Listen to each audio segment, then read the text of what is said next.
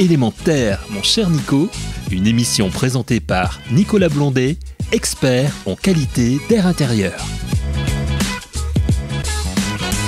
Chères auditrices et chers auditeurs de Élémentaire, mon cher Nico, une nouvelle émission ce jour pour parler, oh c'est original, de la qualité de l'air, évidemment.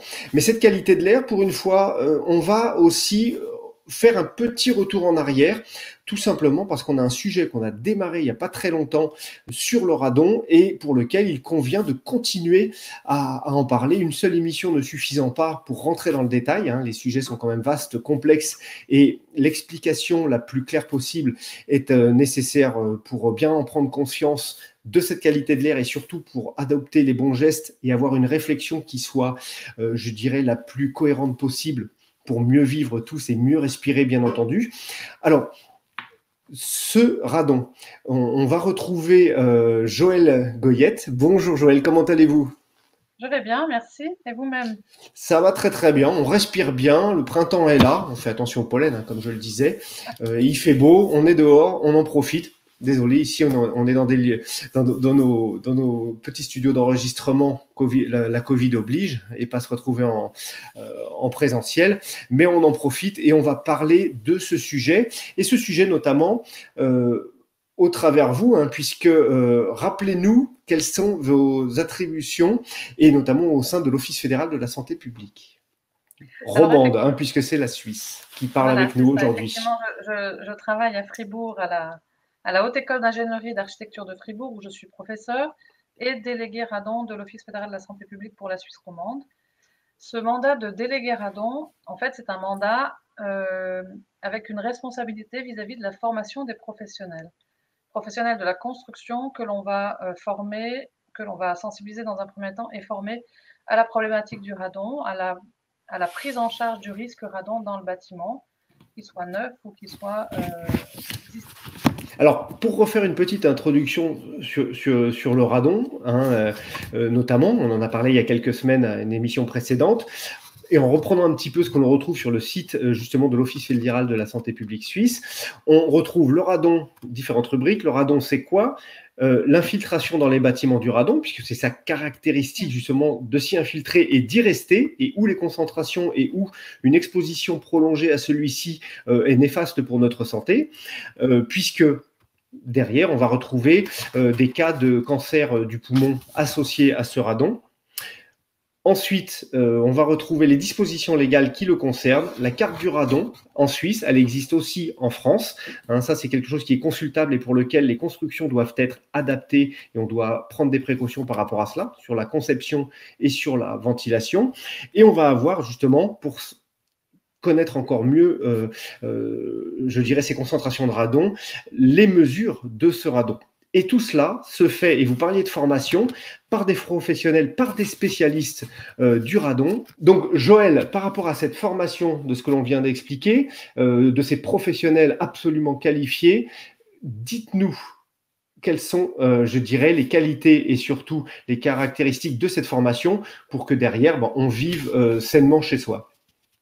Alors effectivement, ce qu'il faut peut-être dire en introduction, c'est que l'Office fédéral de la santé publique, déjà il y a une quinzaine d'années, a pris le parti de former des professionnels pour gérer ce risque dans le bâtiment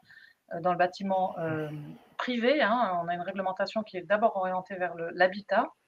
Donc depuis une quinzaine d'années, il y a à peu près, je vais dire un chiffre comme ça, mais à peu près 250 personnes qui ont été formées.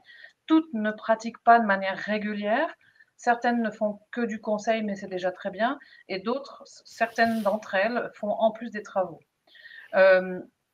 L'idée, c'est de dire que effectivement, le radon, si on veut pouvoir le traiter, il faut avoir des professionnels qui soient formés, c'est-à-dire qui connaissent bien la problématique, qui en connaissent l'origine, qui en connaissent donc les causes, comment ce radon s'infiltre dans le bâtiment, donc qui établissent vraiment le lien entre le terrain et le bâtiment, qu'ils en connaissent aussi les effets sur la santé, qu'ils soient en mesure de parler avec les personnes chez qui ils vont aller faire ces mesures et chez qui ils vont trouver des valeurs élevées, parce qu'il n'y a pas lieu non plus de tomber dans la panique, il faut juste bien poser les choses.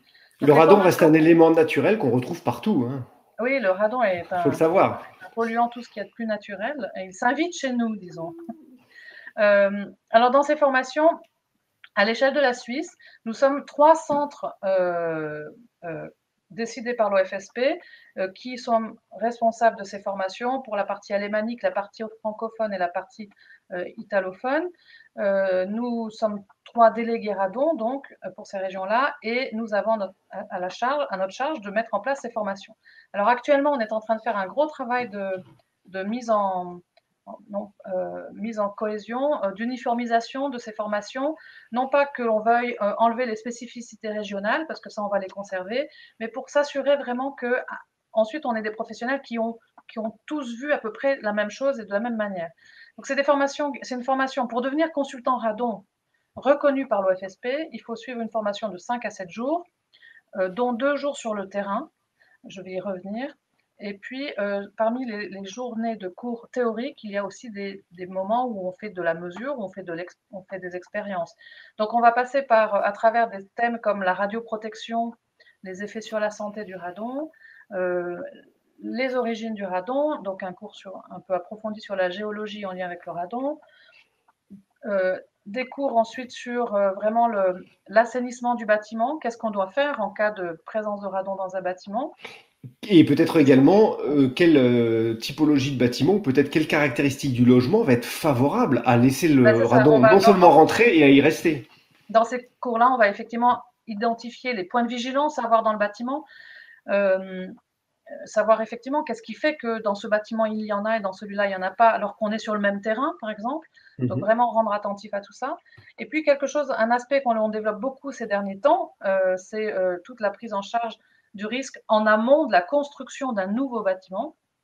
Parce que finalement, avec la nouvelle réglementation, l'OFSP fait le pari non plus de chercher les bâtiments les plus riches en radon, qui sont quand même somme toute moins nombreux, mais c'est vraiment de dire à l'avenir, tout nouveau bâtiment, il n'est plus acceptable de construire encore avec du radon, parce qu'on sait quoi faire, et c'est une problématique que l'on peut vraiment prendre en main. Seulement, il faut la prendre en main en amont du projet, en amont de la construction, lors du projet.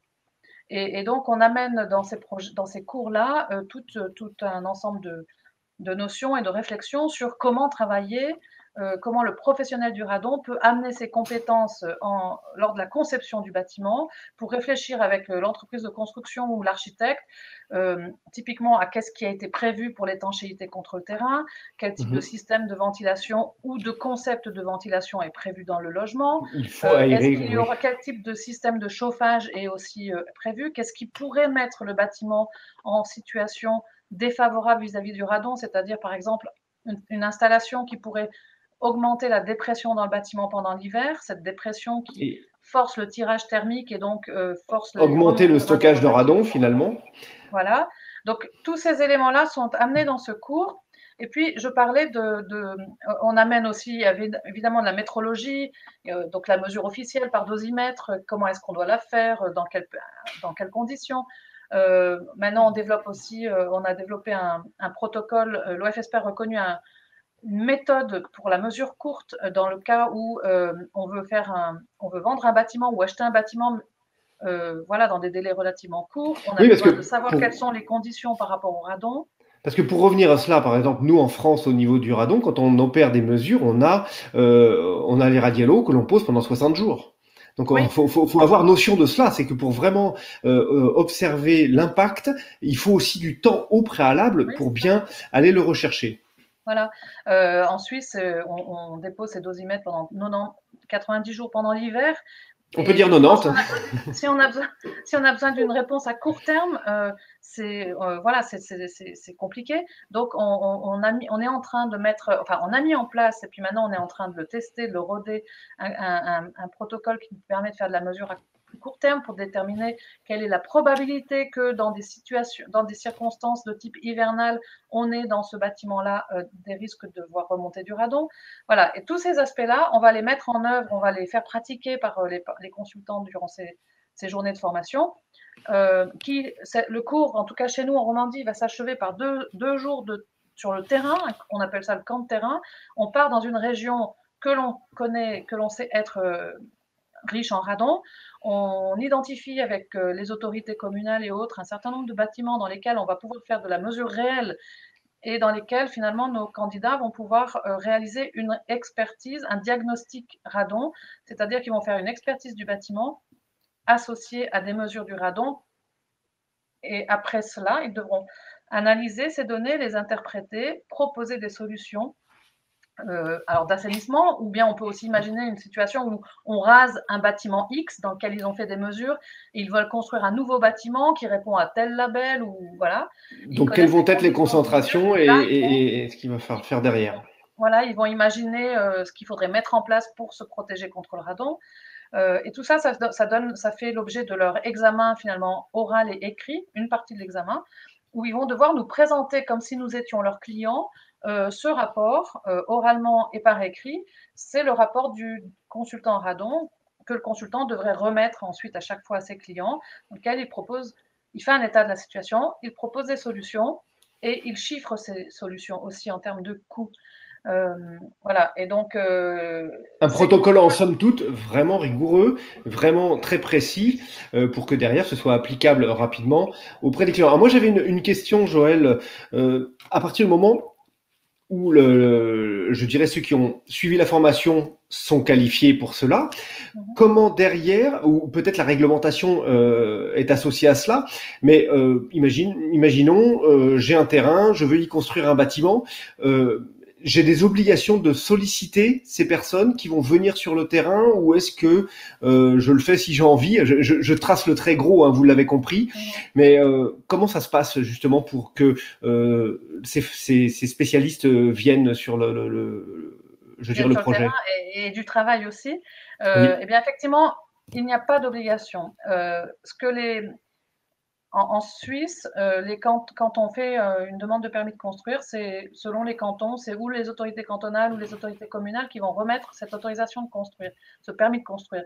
Et il y a une information qui est maintenant faite systématiquement pour le professionnel, mais aussi pour le maître d'ouvrage, par rapport à cette question du radon. Et donc, des recommandations sont faites sur des mesures à mettre en œuvre. Et donc là, maintenant, c'est la responsabilité du propriétaire de faire appel à ces consultants. Ces consultants qui le souhaitent figurent sur une liste qui est publiée sur le site de l'Office fédéral de la santé publique, ce qui permet à tout un chacun de les trouver par région, par canton en fait. Hein. Mais il n'y a pas d'obligation à faire systématiquement intervenir un professionnel du radon. Par contre, petite question, c'est qu'à partir du moment où on a construit un bâtiment, imaginons nous n'avons pas fait venir un professionnel pour cela, et après on veut revendre notre bâtiment. Est-ce que à la revente du bâtiment, on a l'obligation de le faire contrôler radon également? C'est peut-être ça qui va permettre de faire réagir ensuite, peut-être de créer je dirais ce mouvement qui va dire, pour l'instant c'est pas obligatoire, mais la phase numéro 2, l'étant à la revente, va peut-être permettre de dire, pensez-y tout de suite en fait. Alors aujourd'hui aussi, les notaires ont l'information comme quoi, enfin, ils doivent faire l'information, ils doivent non pas émettre un avis, mais faire une information par rapport à cette problématique. Donc c'est ensuite entre le vendeur et l'acquéreur de s'entendre sur ce qui a déjà été fait ou pas fait, éventuellement mettre une partie du prix en réserve au cas où il y aurait des travaux à faire. Alors dans ce cas-là, effectivement, ils vont peut-être faire appel à un consultant radon qui va venir faire des mesures et qui va établir la situation, faire un état de la situation. Mais là non plus, il n'y a pas d'obligation. La seule chose, c'est que ce que l'on voit quand même de plus en plus, c'est que quelqu'un qui s'intéresse à acquérir un bâtiment va s'intéresser effectivement à ce qui se passe dans ce bâtiment. Et donc, voilà, effectivement, ça peut commencer à créer une espèce de synergie, une mise en travail des consultants pour faire ce genre de mesures. Là où je vois de plus en plus de sollicitations, c'est au niveau des entreprises de construction sur les bâtiments neufs, parce que là, la réglementation, elle est assez claire. Il y a vraiment une volonté à ce qu'à l'avenir, il n'y ait plus de bâtiments neufs qui contiennent du radon. Donc, si le maître d'ouvrage est avisé de cela, il peut contractuellement fixer une valeur à ne pas dépasser dans le bâtiment. Et à ce moment-là, l'entreprise de construction, et on le voit nous au bureau, les entreprises de construction nous sollicitent de plus en plus pour les aider, pour réfléchir avec nous sur qu'est-ce que l'on peut mettre en œuvre dans la construction neuve pour se préserver contre le radon. Parce que là, il y a une obligation donc du coup de résultat. Et ça, c'est important. Alors, justement, pour clore l'émission, on s'aperçoit bien, on va rechercher l'information, on fait la mesure, on prend conscience d'eux. Cette conscience, elle est en train de grandir au fur et à mesure des années. On le dit aussi, nous, ici en France et ailleurs, plus on prend en compte l'invisible qu'est l'air, pour le rendre visible, plus cette conscience opère et plus on va mieux travailler, pour la construction, donc la santé du bâtiment, et donc 2, pour la santé des personnes et faire qu'on va vraiment mieux respirer sur ce point. Ouais. Joël, merci à vous sur cette précision, pour toutes ces précisions. Peut-être, est-ce que je peux juste ajouter une petite chose? Allez-y. Je voulais ajouter qu'on est en train de mettre en place, et probablement qu'elle s'ouvrira en 2022, une première formation franco-suisse basée sur le modèle du consultant radon suisse, adapté au contexte français et suisse, que l'on espère pouvoir ouvrir sur l'arc jurassien, là dans le cadre du projet Jurat-BAT, des suites du projet Jurat-BAT. Donc voilà, il y a des cours qui seront annoncés à un moment donné dans l'idée de former les professionnels français aussi dans la même logique. Donc un échange complet de compétences et une cumulation de savoir. Là, le cumul n'est pas un empilement négatif parce que ça alourdit pas, mais au contraire, on va porter plus haut et ensemble, parce que on va le dire, il y a la frontière entre la France et la Suisse, mais elle reste administrative puisque dans tous les cas, les Alpes, elles ne s'arrêtent pas, elles continuent, elles sont présentes. Et le radon n'a pas de frontière, et donc l'air n'a pas de frontière, et le bien faire, le bien respirer n'a pas de frontières non plus. Donc, merci encore, Joël. Un bon air à vous, bon vent à vous pour tout ce déploiement franco-suisse ou suisse-français. Merci encore. Chers auditeurs, chères auditrices, à très bientôt pour de nouvelles, non pas aventures, mais de nouvelles prises de conscience et de clarification et de savoir sur la qualité de l'air et sur l'air. À très bientôt. Merci, au revoir. Au revoir, merci. Joël. Au revoir. Element Air, mon cher Nico, une émission à réécouter et télécharger gratuitement sur radio-imo.fr, l'application mobile Radio Imo et sur tous les agrégateurs de podcasts.